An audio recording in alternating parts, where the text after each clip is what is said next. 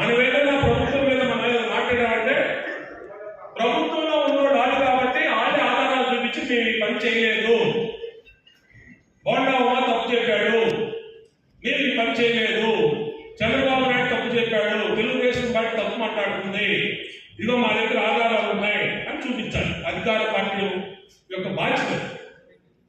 మనమే కాదు, ఏ పార్టీ మాట్లాడినా, జనసేన మాట్లాడినా, సిపిఎం ఎవరు మాట్లాడినా అధికారంలో ఉన్నవాళ్ళు ఇది మాకు మేము చేయలేదని ఆధారాలతో చూపించాలి.